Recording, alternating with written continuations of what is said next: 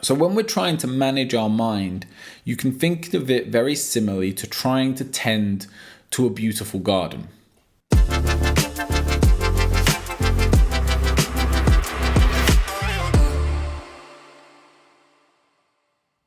What's up, guys? I hope you're well. I want to talk to you today about managing negative emotions. Now, if you're watching this at the time of its release, you're probably still in the midst of what's going on in the world. And a lot of that has meant that a lot more people have been isolated.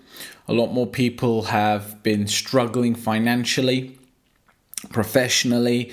You've had your relationships put under strain. There's a lot going on. And if you're watching this video somewhere down in the future and everything that's going on at the minute has passed, then you might be suffering in another way and struggling because we all experience and deal with negative emotions all the time. It's very normal and it's standard practice. It's to be expected, but it's so important that we have a way of handling and managing them. And the trick I'm going to give you today, or at least the thing I'm going to invite you to think about today, is something that I got from Brian Tracy. Brian Tracy, in my opinion, he's like the grandfather of personal development. I hold his advice above many others, and a lot of it's old school, and a lot of it you'd kind of listen to and go, God, is that still applicable in 2020 onwards? But I get a lot from what he says. So he talks about managing your mind a lot. And the analogy he draws is to that of a garden. So imagine your mind like a garden.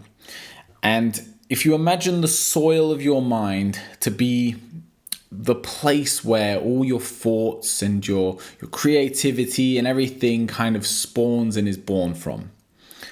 Now, ideally, when we think about our garden and when we think about our mind, we want it full of beautiful flowers, plants, fruit trees, all these things that when we look at them and when we spend time with them, we get to experience joy and happiness.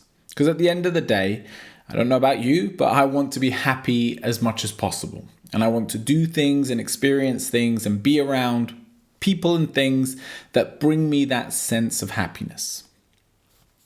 The negative thoughts that we all experience are like weeds. They're these unwanted plants. They're things that you haven't put there with any intention. And when they grow, they're unsightly and they grow very quickly and they overtake the flowers and the plants. They actually end up doing damage to your garden. And if left unattended, they grow out of control. So when we're trying to manage our mind, you can think of it very similarly to trying to tend to a beautiful garden. It needs constant attention. It's not something where you can go out, plant positive thoughts and affirmations and write down your goals and then just expect to come back to it every day and it just be as beautiful as it was the day that you laid it out. Weeds will start to grow, plants will start to wither, and it will need your attention. And this is why we end up going through a bit of a cycle. And you'll see a lot of people do this with their gardens. They plant beautiful plants and they're very happy with it. Or in their mind, they set goals and they tell themselves they're going to think about themselves in this way and they're going to view the world in this way. And then they stop attending to it. Some time passes and they stop taking care of it. And then they start paying the price.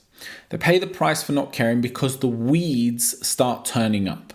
Now, in our mind, the weeds are the negative self-talk. They are bad experiences. They're ugly people who have come into our lives for one reason or another. It's something very difficult to deal with, but it's something that happens all the time to all of us, and therefore it needs to be attended to. We need to be constantly removing the weeds. And the easiest way to manage weeds is to plant more and more beautiful flowers.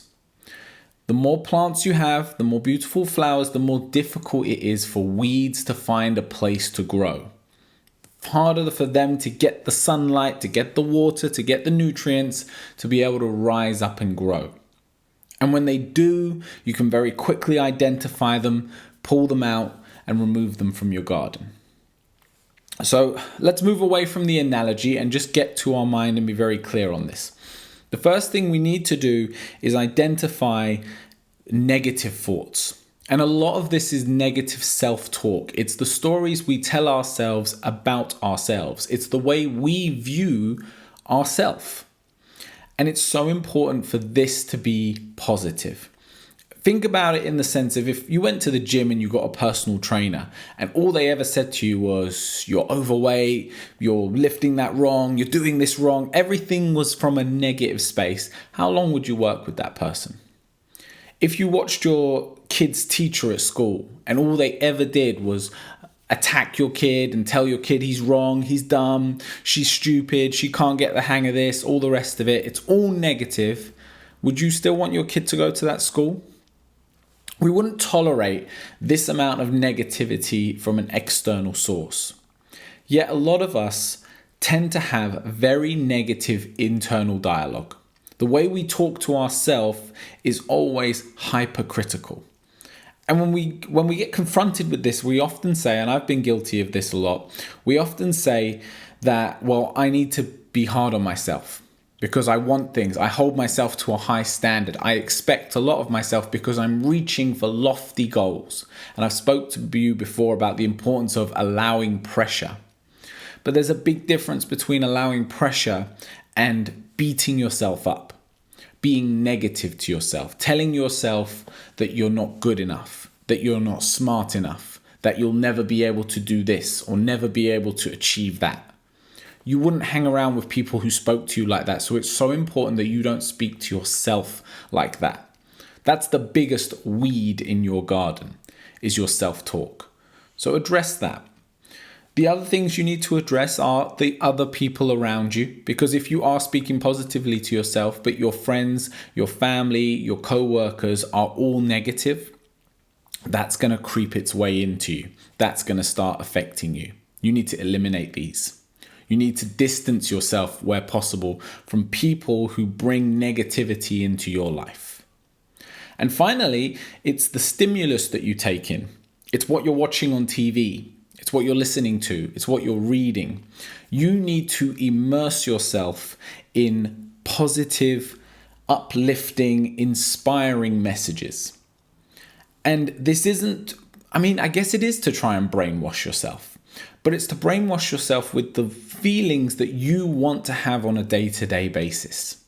You want to be a positive person. You want to be an inspired person. You want to be someone who's motivated. Well, then read stories, read books, watch documentaries, watch YouTube channels of people who you aspire to be, and receive that inspiration and take that out into the world and do whatever you're going to do with it yourselves. So please tend to your garden. Look after your headspace. Try to maintain a sense of positivity. And we've spoke a lot on this channel. I've mentioned it many a times, and I'll do a video dedicated to it about toxic positivity. I'm not telling you to lie to yourself. I'm not telling you to pretend like things don't go wrong in life, because they will. Inevitably, almost constantly, something will go wrong. But if every time something goes wrong, you're going to go into a negative space, that's no way to live your life. It's about being in control of the way you feel and on focusing and working towards being as happy as you can be as often as possible. So as always, take care of yourself.